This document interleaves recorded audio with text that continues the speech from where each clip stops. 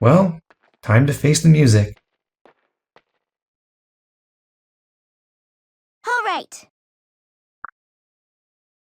Yes. Let's do this.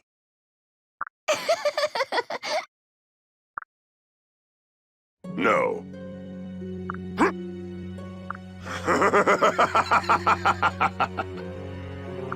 Father? Huh? Sorry.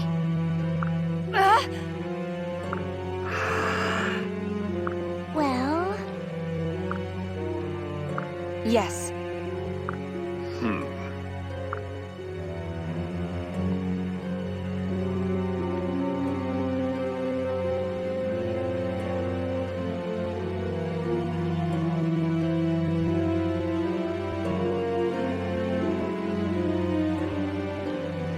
Now.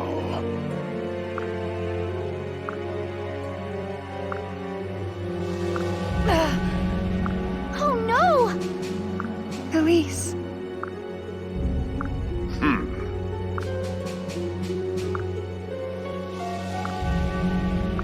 Father?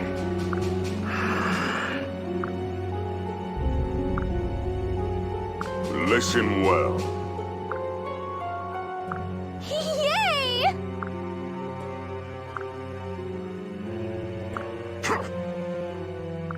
In Vanilla Fates, Garen's decision is to send Corrin specifically to visit an abandoned fortress on the border with Hoshido, which is where this chapter's battle takes place. This change has a couple of effects, the most immediate of which is to give our siblings a reason to describe what they love about Nohr. How wonderful.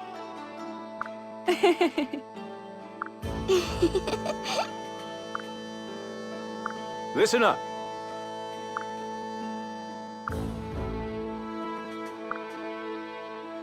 Understood.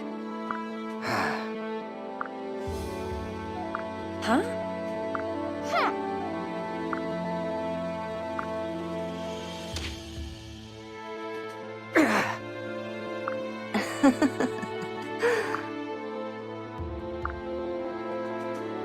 I'm afraid that's not possible.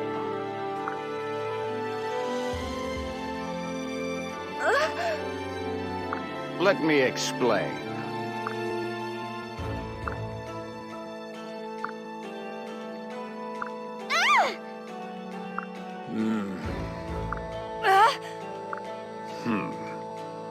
Father?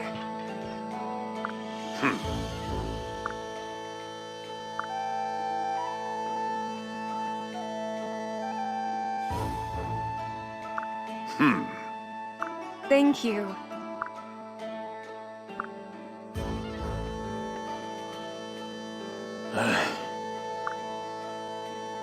Huh?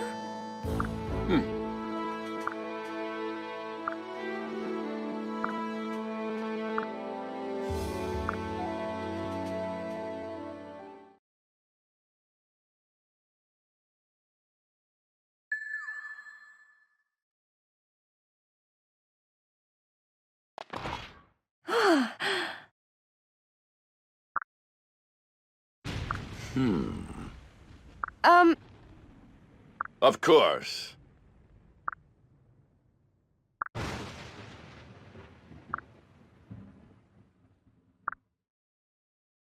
I see.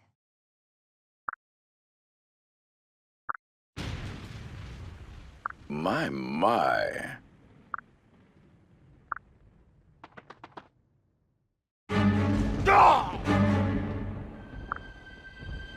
Hold on. Picking nits for a second, it doesn't make a lot of sense for there to be a border treaty between Hoshido and Nohr if they're already at war. But that's a problem carried over from the original script. Of course. What?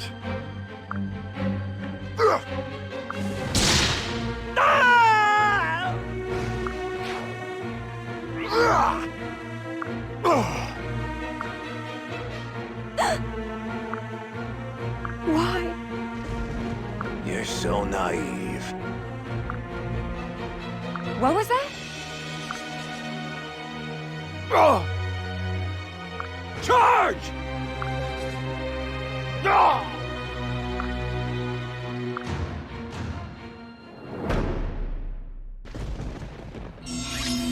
Gunter explains a new battle formation, pairing up. We can now move 2 units into a single tile to make 1 unit support the other, a formation that provides bonus stats and shields the lead unit against certain attacks. The radical change from Awakening is that paired up units don't get dual strikes anymore, so you have to choose. Do you want the stat boost from pair up, or do you want the extra damage from dual strikes with tag team? Different classes provide different pair up bonuses. Great Knights increase strength, defense, and movement, while Butlers provide magic, speed, and luck. It's possible to combine the 2 stances. Pairing Gunter with Jakob increases his strength by 2, and so when we put Jakob next to Corrin to tag team with her, Jakob's dual strikes will deal 1 extra point of damage, since dual strike damage is halved. Notice the hit plus 10 that pops up at the beginning of battle. By default, adjacent allies who are acting as a tag team partner grant 10 hit to the lead unit. With higher support ranks, they can provide additional bonuses to accuracy, critical hit rate, evasion, or crit resistance. In Fire Emblem, those are called hit, crit, avoid, and dodge, respectively. And I dearly wish they had picked a less confusing name than dodge.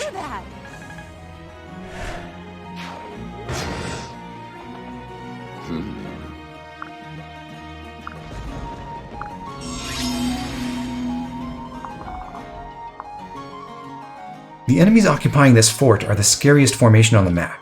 Gunter has warned us not to go this way. Instead, we should look for a dragon vein that might offer an easier way across. This first dragon vein lets us cross almost uncontested. We'll be met at the other side by some of the enemies at the fort, but 2 of those archers can't even move. The second dragon vein creates a direct path to our goal, which is guarded by Omozu. For minimal turn count, you always take this path, and in fact the same is true if you want to maximize experience, like we do. But then you have to run all the way up to clear the northern fort before doubling back and seizing the objective, and that's really tedious. So instead, we're going to disregard Gunter's advice entirely, aided by the knowledge that none of the enemies are ever willing to move onto this bridge. Hans is supposed to die here, driving home the point that you should seek another path. Damn it.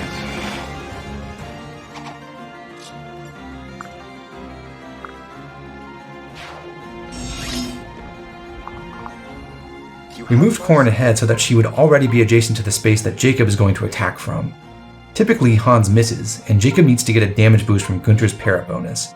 Corrin's dual strike is useless here because the enemies are themselves paired up, and that renders them immune to dual strikes. Corrin takes Gunter, receiving accuracy and damage bonuses from Gunter's personal skill, in addition to the 2 raw strength and 4 defense from his class. This is almost always enough power to kill the samurai, easily so when Hans manages to hit. At the start of this engagement, we see that Corrin gets both hit plus 4 and dodge plus 5. The 4 hit comes from Jakob. Adjacent allies who are not directly participating in a battle still provide 40% of their usual bonuses. The extra dodge is an innate effect of the pair-up formation, but your pair-up partner doesn't provide their other adjacency bonuses anymore.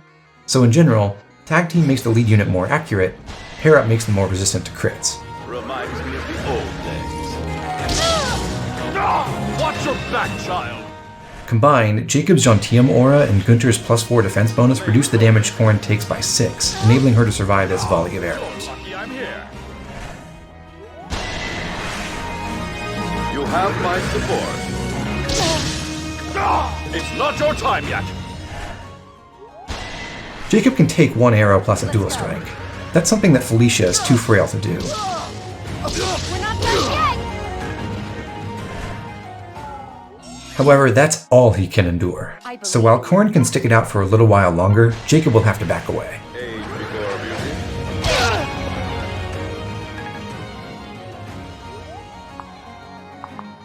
Be careful. He moves only 1 tile so that his aura still covers Corrin.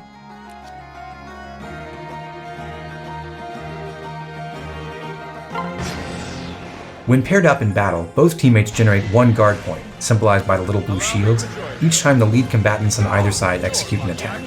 So even though they can't counterattack, Corrin and Gunter are gaining 2 guard points every time an archer attacks them. When the guard gauge is full at 10, they automatically expend those points to block the next attack. And as I mentioned before, paired up units are completely immune to dual strikes. Those get blocked automatically, independently from the guard gauge. All right!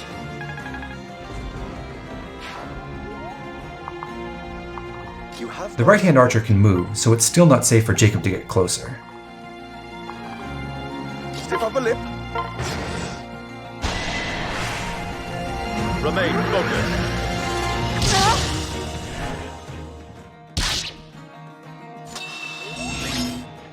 You may rely This on- time, Jakob is able to step to the right and heal Corin because she'll be able to move rightward and occupy the fort herself. Won't give up.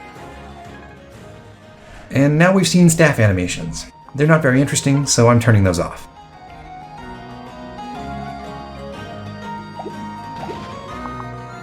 The most important target is the single archer who can move. Once he's dead, the other two are sitting ducks. Listen to your elders.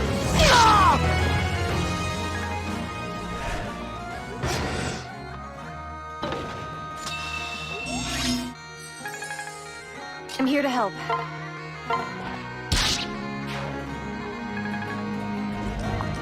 Allow me to join you. Jakob can get free experience by attacking these archers before Corin kills them.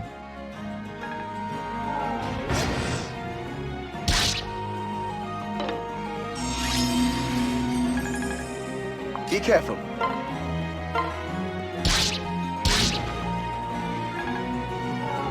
You'll be all right.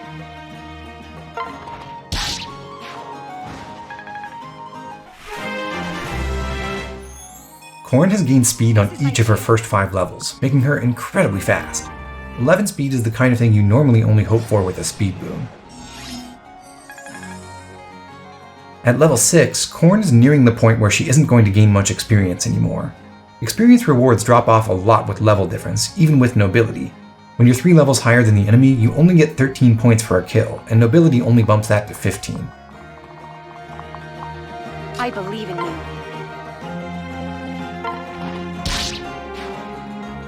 Jakob gets some extra healing in by occupying the fort for one more turn. We've got And now we tackle the rest of the map. We don't have a great way to battle archers on enemy phase, but we can use Gunter to bait them, setting up easy kills for Corin. At his current position, Gunter will draw both archers. Only one can reach him, but the other one will move up to provide a dual strike. Have my support. There's no reason to conserve staff uses here. This heal staff disappears after this battle no matter what. We won't give up.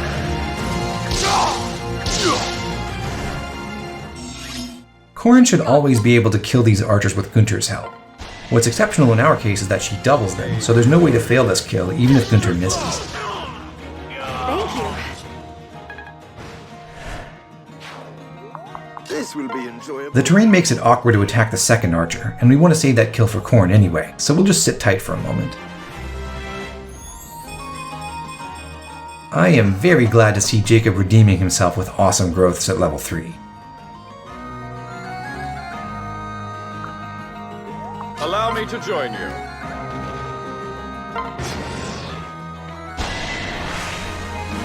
I'll protect you. I'm with you. Stand firm. Watch out! I can always count on you. Jakob pairs up with Gunter so that they can both get through the waste south of Corin. Reminds me of the old days.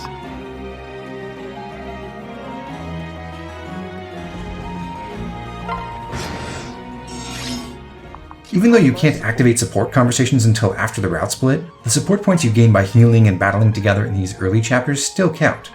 Jakob and Gunter are going to leave our party temporarily, but when they both come back, they'll already have their C support with each other. That's one of the small advantages that Jakob has over Felicia before the route split. Felicia and Gunter don't support each other at all.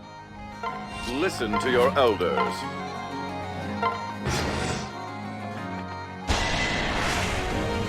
I'm with you.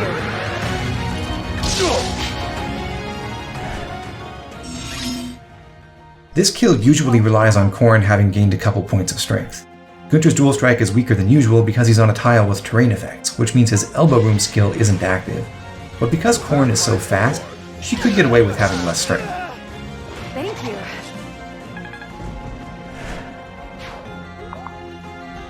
Allow me to join you.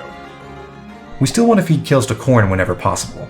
The only issue is that this samurai has Duelist's Blow, which boosts his avoid by 30 points if we allow him to initiate combat. If we let the samurai attack us from the woods tile, he'll get another 10 points of avoid from the terrain, compounding the issue. But Gunter can prevent the enemy from going into the woods by occupying that tile himself. and Forceful Partner makes Corrin's accuracy reasonable, albeit imperfect, on enemy phase.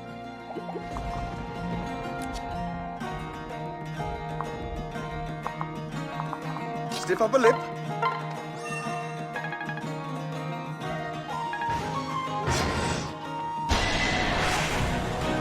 Listen to your elders. Watch out! Corrin and Gunter both succeeded in their attacks. It would have been completely fine if they had missed, we just would have had to take an extra turn. Our next task is to battle Omozu. He's way too strong for Corrin to attack without support, but we can cut his damage per hit from 8 points down to 2, making him much less scary. We just need Jakob to stand in range with Gentium, while Gunter pairs up with This should be Corrin. simple.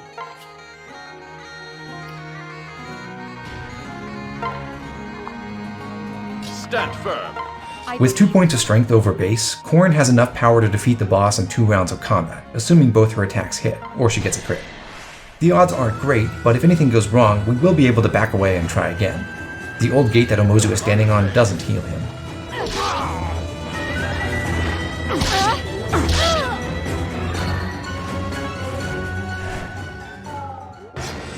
If Corrin misses now, she'll fill her guard gauge and Gunter will block the follow-up attack. How did I?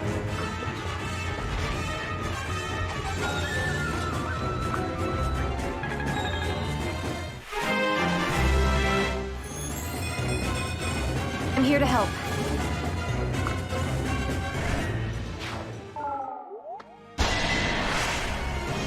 Allow me to join you. You're lucky I'm here. We have trouble. These reinforcements appear when you reach the area south of the objective. If you use the southern Dragon Vein, you tend to encounter them a lot earlier. If you go that way and you fight Omozu as fast as possible, you can seize the gate before they ever reach you. We won't give up. Need a hand? I'll protect you. Reminds me of the old days. That went well.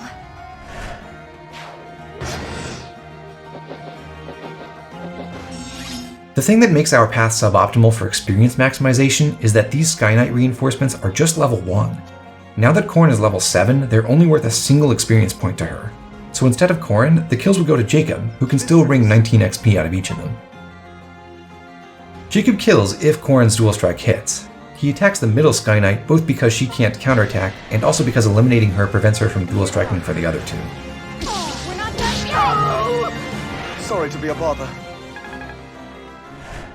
In an emergency, like if Corrin missed and Jakob was vulnerable to all 3 Sky Knights, Corrin could step left and eliminate one of the enemies herself.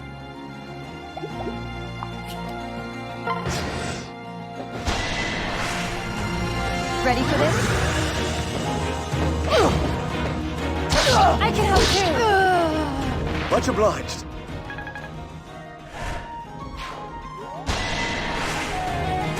We've got this. Let me do it! Many thanks.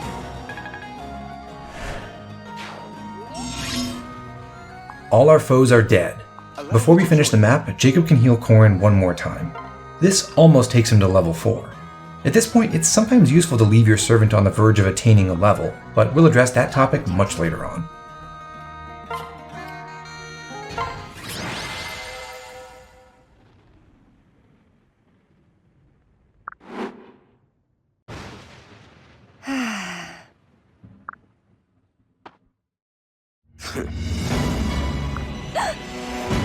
My name is Sizo. Die. I won't allow it!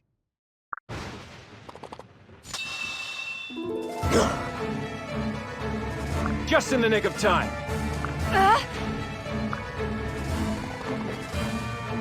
You have the devil's own luck. You all right, dear?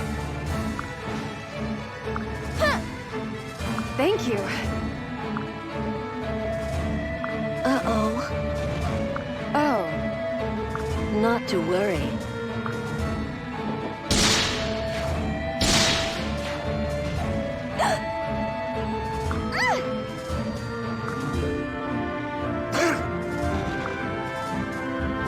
Sizo! Yes.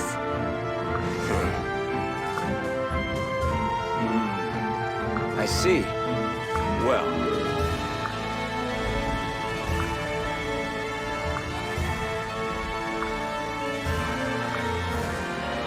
Understood.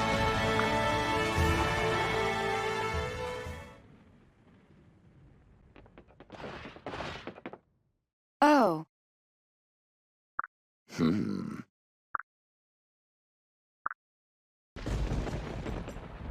Don't worry, you won't have to stand there much longer. What?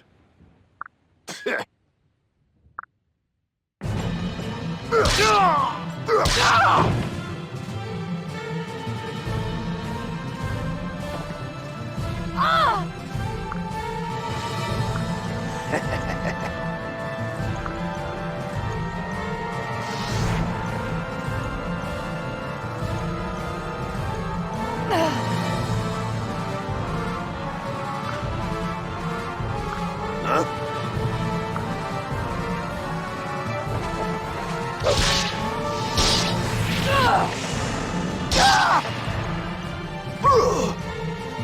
That's it. I was just... In the original script, the fact that Garen sends us to this specific destination implies that he intends for this betrayal to happen, and then Hans outright says that he's acting on Garen's orders. But now there's more ambiguity.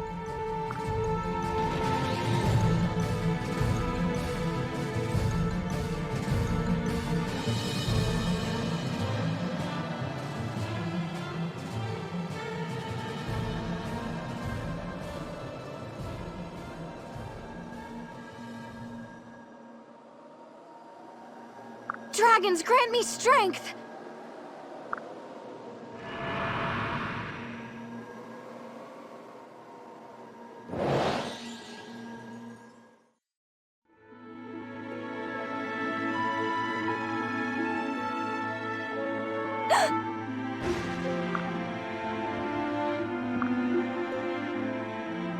No.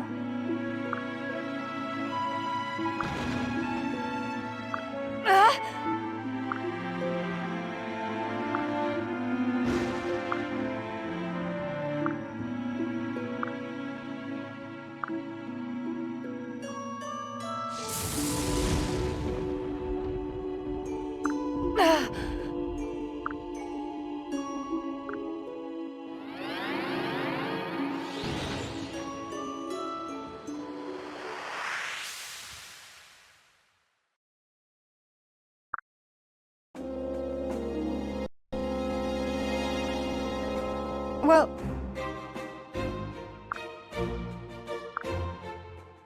Huh?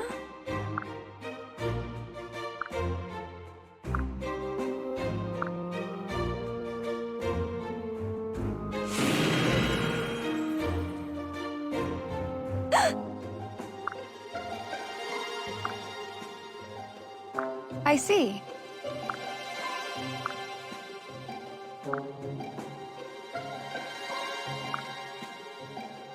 I am so sorry.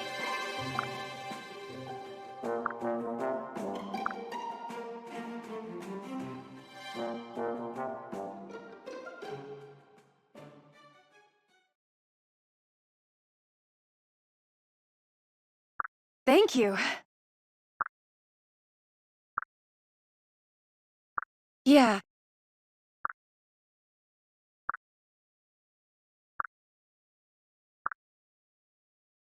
Understood.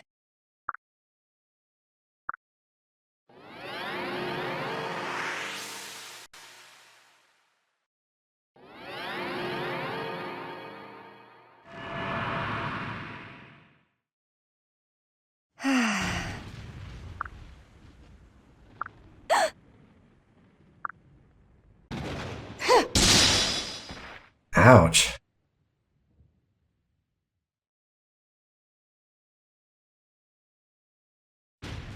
Well, I hope that didn't cause any permanent brain injuries.